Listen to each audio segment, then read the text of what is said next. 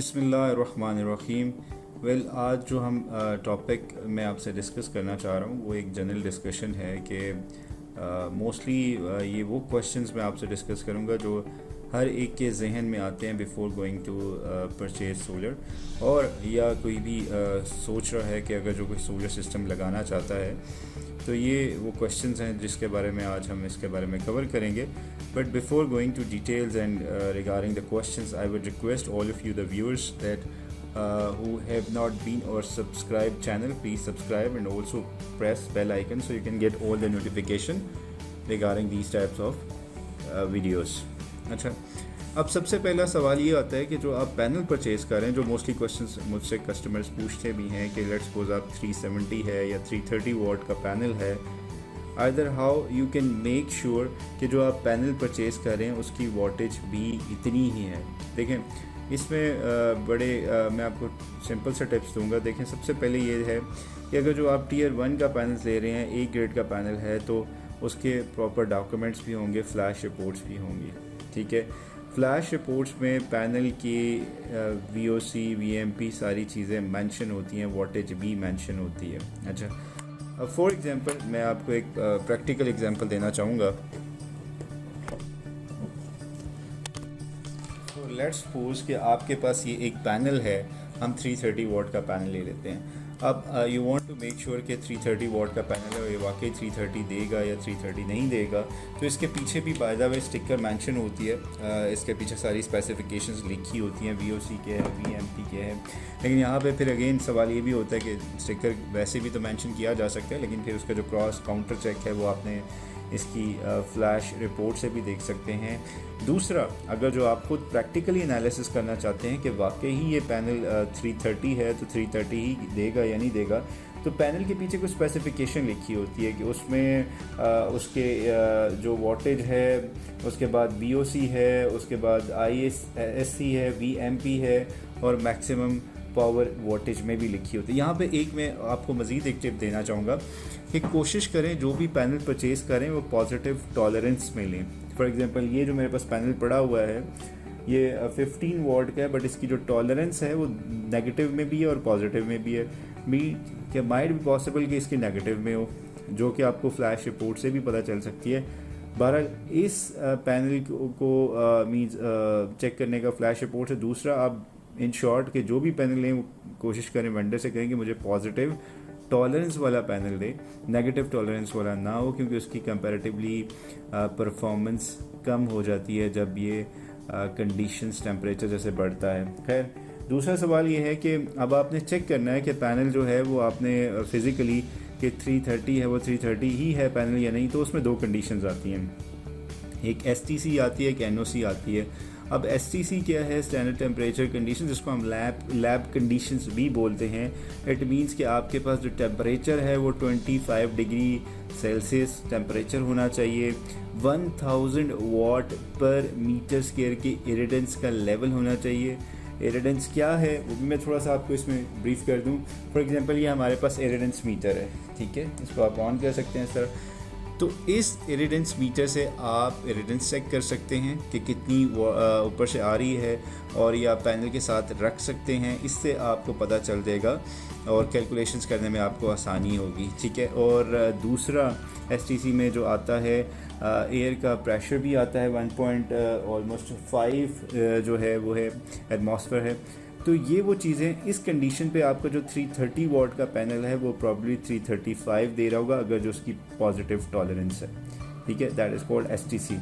अब बात आ गया हम नॉर्मल कैसे इसको चेक कर सकते हैं। हम NOC की बात करते हैं कि जो हमारे पास नॉर्मल ऑपरेटिंग कंडीशन है उसमें हम उसको कैसे चेक कर सकते हैं, या नॉमिनल में उसको हम ऐसे चेक करेंगे कि हमारे पास अगेन ये इक्विपमेंट होना चाहिए कि हम एम्बिएंट टेम्परेचर को भी देख सकें और पैनल के टेम्परेचर को भी देख सकें। अब एम्बिएंट टेम्परेचर हम कैसे देख सकते हैं? इसके ऊपर दो सेंसर्स लगे हुए हैं, तो इसका हम एक जो सेंसर है वो हम पैनल के साथ लगाएंगे और एक एटमॉस्फेयर में, यानी कि हमारा जो सराउंडिंग है वो टेम्परेचर बता देगा, और ये एग्जिस्टिंग जो पैनल का टेम्परेचर है वो भी बता देगा, और आपको एम्बिएंट टेम्परेचर, तो आपके पास एक फिगर आ जाएगी, ठीक है। इसी तरह आपके पास अगर जो PV एनालाइज़र है तो आप इस PV एनालाइज़र से एग्जैक्टली वोल्टेज भी चेक कर सकते हैं और एम्पेयर भी चेक कर सकते हैं। तो इसके ज़रिए आप ख़ुद भी कैलकुलेट कर सकते हैं कि एग्जैक्टली पैनल कितने वॉट का है। तो मेरा ख्याल से आज के बाद आपकी ये कन्फ्यूजन दूर हो जाएगी कि आपने किसी भी पैनल को है कैसे वेरीफाई करना है, कैसे चेक करना है कि वो कितने वॉटेज का है। तो easily you can check by yourself as well. और इसमें अच्छा यहाँ पे एक और मैं जो टॉपिक आपसे डिस्कस करना चाहूँगा वो temperature is a very important factor. Reason कि अगर जो आप कोई भी डाटा शीट देखें किसी भी उसकी पैनल की, तो you will come to know कि व्हेन द टेम्परेचर राइजेस तो आपके जो ग्राफ है वो नीचे की तरफ जाता है। रीज़न ये होता है कि टेम्परेचर की वजह से आपकी परफॉर्मेंस डिक्लाइन होती है। यहाँ पे अक्सर लोग मुझे कहते हैं यार गर्मी पड़ रही है तो इट मीन्स कि हमारी परफॉर्मेंस ज़्यादा होगी। तो मैं उनको फिर समझाता हूँ कि देखें sir, temperature is reversely proportion. अगर जो टेम्परेचर बढ़ता जाएगा तो परफॉर्मेंस कम होती जाएगी। वो इस वजह से लेट्स सपोज कि आपका एम्बिएंट टेम्परेचर है 40 डिग्री, ठीक है, सेल्सियस, और आपका जो पैनल का टेम्परेचर वो probably may be it would round about may be 60 may be 55। Reason कि पैनल की अपनी प्रॉपर्टीज़ हैं, उसके अंदर ग्लास है, उसके अंदर सेल है, उसके पीछे ईवा शीट लगी हुई है, तो इनकी अपनी भी हीट होती है किसी भी मटेरियल की, जिसकी वजह से उसका अपना टेम्परेचर एम्बिएंट टेम्परेचर से ज़्यादा होगा और उसकी परफॉर्मेंस डाउन हो जाएगी। तो इसलिए कीप इट रिमेंबर, अगर जो आपको कन्फ्यूजन होती है कि गर्मियों में हमारी परफॉर्मेंस कम होगी इसकी, that is the one of the reason.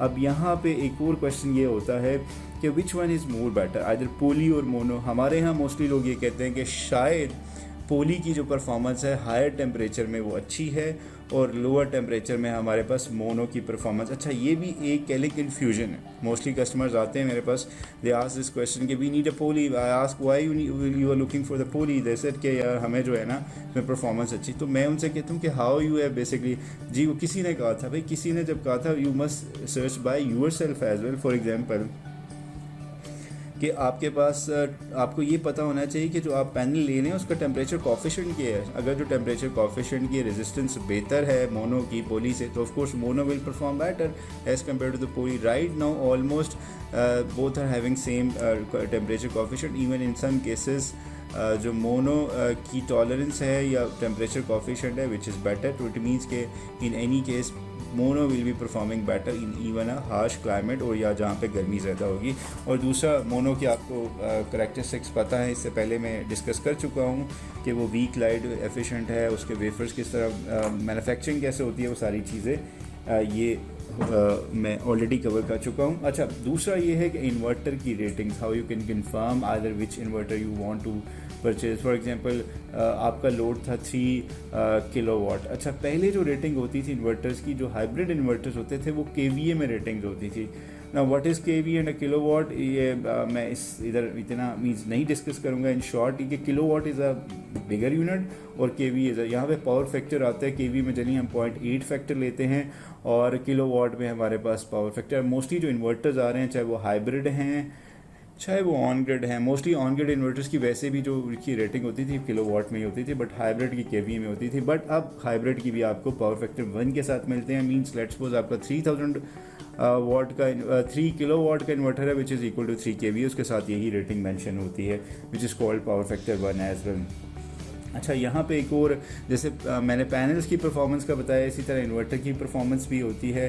Inverter में काफ़ी टेक्निकल चीज़ें हैं। इन शॉर्ट मैं यहाँ पे जो कवर करूँगा कि इन्वर्टर की परफॉर्मेंस आपको उसको कन्वर्जन एफिशिएंसी से चेक कर सकते हैं। वो कैसे चेक कर सकते हैं, वो आप डाटा शीट से भी देख सकते हैं। उसकी सम इन्वर्टर्स की 96% तक होती है, सम की 98 भी होती है, 99। यहाँ पे एक जो सबसे इम्पोर्टेंट सवाल है वो ये है, याद रखिए कि टेम्परेचर यहाँ भी बड़ा इंपॉर्टेंट किरदार देता है। एम्बिएंट और इन्वर्टर का अपना टेम्परेचर, अगर जो टेम्परेचर हायर होगा तो इन्वर्टर की परफॉर्मेंस भी डिक्लाइन हो जाएगी। और ये अक्सर केसेस में हमें देखने में आया। फॉर एग्जांपल मैं कंपनी का नाम लेता हूँ श्नाइडर, ठीक है, because I work with them as well. तो मैंने जब उसका देखा श्नाइडर का जो उसकी टेम्परेचर कोफिशिएंट उसके साथ इशू है। इशू ये है कि वो जब हायर टेम्परेचर पे जाता है तो उसकी परफॉर्मेंस बहुत decline as far as rest of the European inverters, जिसमें आउटबैक है, SMA है, सोमैन स्टूडर है, उनकी परफॉर्मेंस कंपैरेटिवली बेहतर है। तो दैट्स वाई उसके बाद से मैंने अभी तक I do not recommend Schneider। Reason is one of the might be possible कि उन्होंने अब ये जो है वो अपनी इम्प्रूव कर ली हो with the passage of time. और कन्वर्जन एफिशिएंसी की होगी। अच्छा, ओवर साइजिंग ऑफ पैनल्स। अच्छा, ये भी एक बड़ा इंपॉर्टेंट क्वेश्चन है कि जी हम इन्वर्टर जो ले रहे हैं उसका जो साइज़ है 10 kilowatt, why we should install 15 kilowatt panels. For example right now the GoodWe is offering over sizing with up to 50%, means कि आप उसके साथ 10 किलोवाट का इन्वर्टर है, 15 किलोवाट के पैनल लगा सकते हैं। सिमिलरली इन्फिनी 10 किलोवाट है या इन्फिनी 5 किलोवाट है तो उसमें ये प्रोविज़न है, you can install more than that capacity.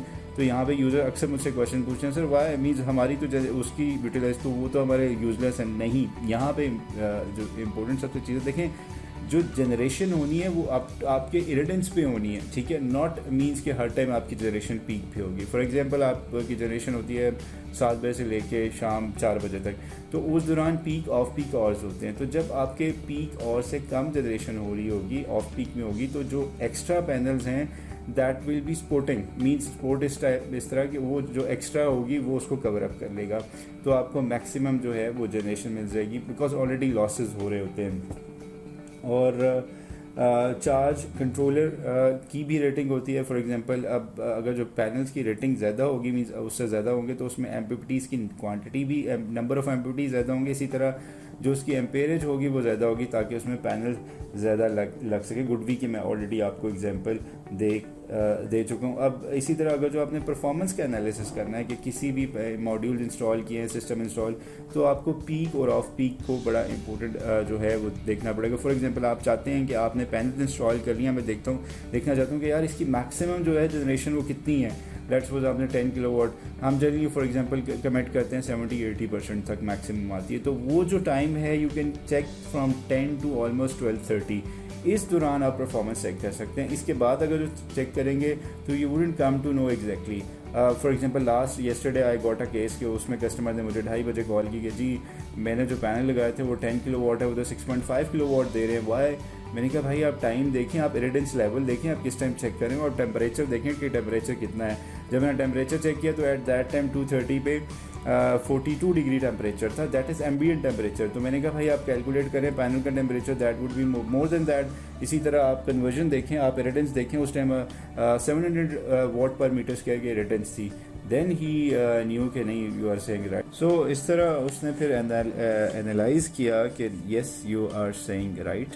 So after जब मैंने उसको ये थोड़ी सी एक्सप्लेनेशन दी, तो ये कोशिश करें आप, specially because you people are professional, so कोशिश करें कि आप जब थोड़े से रिसर्च करके बाद करने के बाद आप जब किसी को भी प्रॉपर रिस्पॉन्स करेंगे तो the other person will accept accordingly.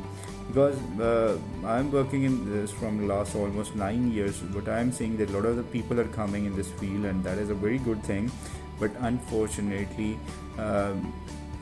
right now we are fighting for the sales or for just of the purpose of selling the equipment. We do not know कि which equipment we have to sell, because देखें कमाना तो हर एक ने honestly कमाना है. Of course everybody wants to earn money, but उसके साथ साथ अगर जो आप इंसानियत की खिदमत का भी अगर जो आप ये नीयत कर लेंगे ना, जो मैंने प्रोडक्ट देनी है that must be very good, ठीक है, और कस्टमर को कम से कम उसको ताकि इश्यूज़ आए, प्रॉब्लम आए, तो आई वुड रिकमेंड कि यार भाई आप 10 सिस्टम के बजाय 1 या 2 सिस्टम्स लगा लें और अच्छे सिस्टम्स लगा लें ताकि आपकी कंप्लेंट्स ना आए, भेड़ चाल में ना चलें, ठीक है। For example what I am seeing right now, people are preferring very cheap inverters, ठीक है, कोशिश करें कि जो कम से कम इन्वर्टर है उसको कोट करें प्राइसेस में, ताकि हम दूसरे से अपनी प्राइस का कंपैरिजन में विन विन कर लें। I would not recommend this strategy because everybody is by the way is on well, means मैं किसी को इन्फोर्स तो नहीं कर सकता, बट बीइंग मेरा जो थोड़ा बहुत एक्सपीरियंस है उसके बिहाफ पे मैं सजेस्ट करूँगा कि ऑलवेज सेलेक्ट गुड इन्वर्टर्स, बेशक वो थोड़ा एक्सपेंसिव क्यों ना। कस्टमर को वही बताएं, जहाँ पे कस्टमर 7-8 लाख रुपए का खर्चा कर रहा है, तो वाई वो क्या 30 या 40 हज़ार रुपये नहीं कर सकता। आई होप सो कि अगर जो आप उसको प्रॉपरली कन्वे करेंगे मैसेज, तो ही वुड अंडरस्टैंड। और यहाँ पे इन्वर्टर्स में मैं एक और वीडियो शेयर करूँगा कि आपको कौन से इन्वर्टर लेने चाहिए और कौन से इन्वर्टर्स को आपको अवॉइड करना चाहिए, वो किस बेसिस पे करना चाहिए, किस सर्टिफिकेशन पे करना चाहिए, उसमें क्या इश्यूज आ सकते हैं आफ्टर सेल के। और there are so many means points which I want to discuss इंशाल्लाह वेरी नेक्स्ट वीडियो में। I will try to cover this thing as well. यहाँ पे लास्ट जो मैं एक जो डिस्कस करना चाह रहा था कि वो कि जो आपने जब भी सिलेक्शन करनी है सोलर सिस्टम की, you have more concerned with kilowatt hours, या जिसको हम दूसरे अल्फाज में यील्ड कहते हैं। That is your more concerning area, instead of कि आप पैनल्स बड़े ले लें, 440 के ले लें, 460 के ले लें, 400, that is good, equally good, but आपने जो एक्चुअल कंसर्न है वो यील्ड में, वो that is more concern. So always ask कि जो आप सिस्टम ले रहे हैं वो कितने किलोवाट एवरेज देगा, सो अकॉर्डिंगली आप उसको डिज़ाइन करें। So that was today all about this topic. So again I would request, if you have any question you can ask, you can just give us the comment। और अगर जो आप चाहते हैं कोई आप टॉपिक हमें करना चाहते हैं कि जिस टॉपिक पे हम डिस्कशन करें, या इवन जो क्वेश्चंस हैं आप डायरेक्टली मुझसे पूछ भी सकते हैं। I have already mention my numbers as well, you can call me, और if you have any confusion you can ask. Thank you so much for watching our channel. Stay home and stay safe. अल्लाह हाफिज़।